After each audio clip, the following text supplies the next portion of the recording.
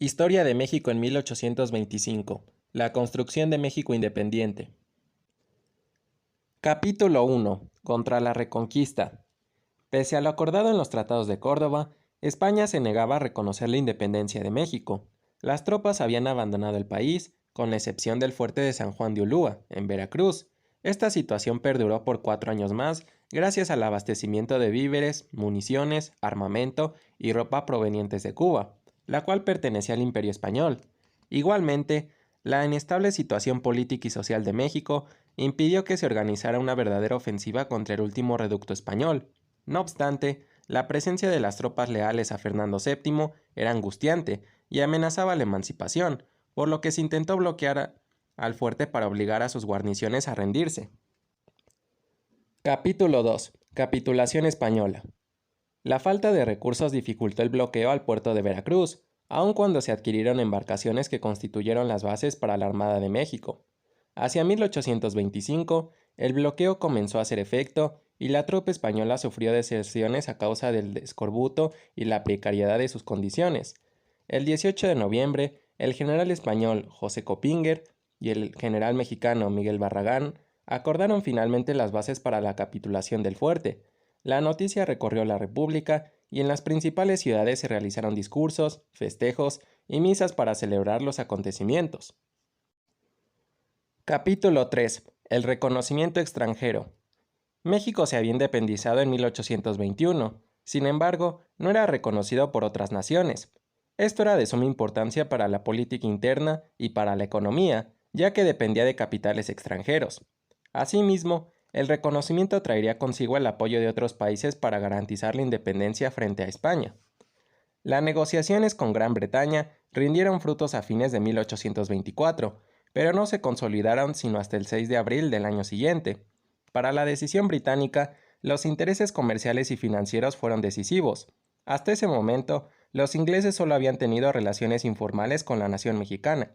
El 31 de mayo se presentó como ministro plenipotenciario de Su Majestad Británica en México, Henry George Ward. Capítulo 4. Representante estadounidense. Casi al mismo tiempo que el embajador británico Henry George Ward, llegó el representante de Estados Unidos de América, Joel Roberts Poinsett, quien buscaba adquirir Texas y establecer la frontera en el río Bravo. Ello provocó enfrentamientos con Lucas Alamán, ministro de Relaciones Exteriores de México, quien se mostró receloso de los intereses estadounidenses. Capítulo 5. Texas, la manzana de la discordia.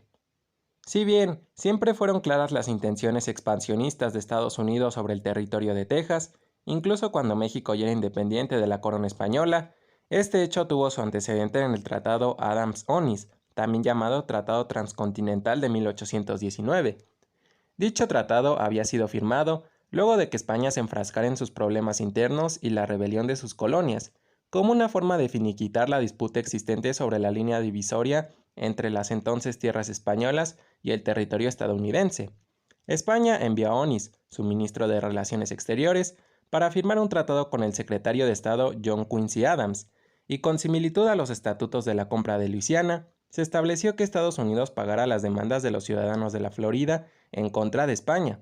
El tratado trazó una línea divisoria definitiva entre las tierras españolas y el territorio de Luisiana. En las disposiciones del tratado, Estados Unidos cedía al país europeo el territorio de Texas.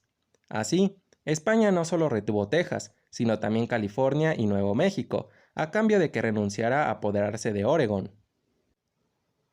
Capítulo 6. La política exterior de Alamán. A la caída del imperio de Iturbide, se organizó un gobierno provisional, que designó a Lucas Alamán como ministro de Relaciones Interiores y Exteriores, para ratificarse en el puesto en 1825, con la presencia de Guadalupe Victoria. Su actuación diplomática fue muy importante, ya que, durante su gestión como ministro de Relaciones Exteriores, tuvo como principal tarea obtener el reconocimiento del México independiente de parte de la Santa Sede y de la Corona Española, consiguiendo además que la mayoría de las potencias europeas participaran de la firma de los tratados de amistad y comercio con el gobierno mexicano. Como entusiasta y promotor de la unidad latinoamericana, Lucas Alamán también fue un férreo opositor de la política expansionista estadounidense. De ahí que en 1930 propusiera una iniciativa de ley para la seguridad del estado de Texas, y así conservar la integridad del territorio nacional. Capítulo 7. El agente británico. En 1825, Henry George Ward emprendió su segundo viaje a las tierras americanas. Zarpó el 18 de enero a bordo del buque Egeria, a cargo del capitán Roberts. En su diario, Ward relata las dificultades de la travesía. En ese entonces no había grandes comodidades, así que los pasajeros se resignaban a días de contrariedad. Ward relata que lo peor llegó cuando alcanzaron las latitudes más calurosas. Junto con él viajaban el coronel Campbell, quien se dirigía a Colombia. Lo anterior lo obligaba a pasar por Cartagena, descrita por Ward como el lugar más caliente, aburrido, seco y sombrío que me haya tocado ver. Capítulo 8. Misión diplomática. Ward iba a México como enviado del rey inglés para dar a conocer un tratado de suma importancia para la nación mexicana, en el cual se otorgaba reconocimiento definitivo a la independencia y al gobierno del país. Esto generó gran entusiasmo entre la población.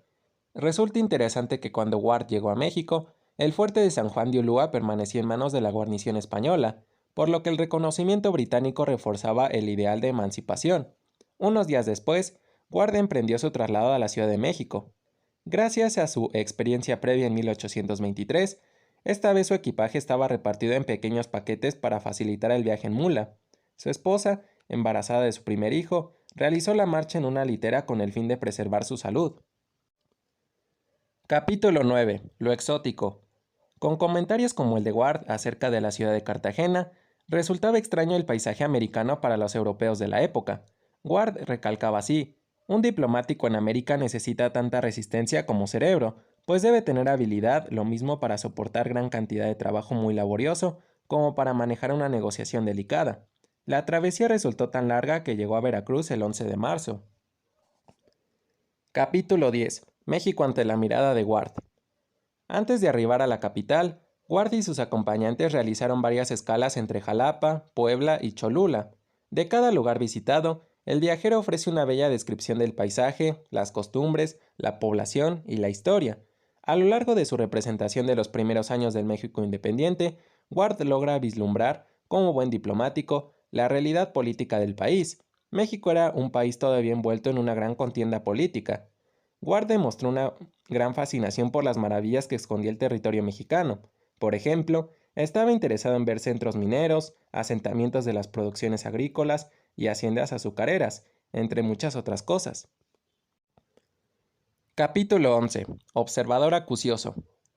Ward no solo fue un diplomático que negociaba tratados a nombre del rey, sino que también inmiscuyó en la vida cotidiana de los habitantes. Sus vivencias se encuentran bellamente retratadas en sus memorias de viaje, las cuales fueron publicadas más tarde. Son un vivo testimonio de la sociedad de la época que permanece gracias a su devoción por el tema, que hoy agradecen los mexicanos. Capítulo 12. Mirada sobre la ciudad.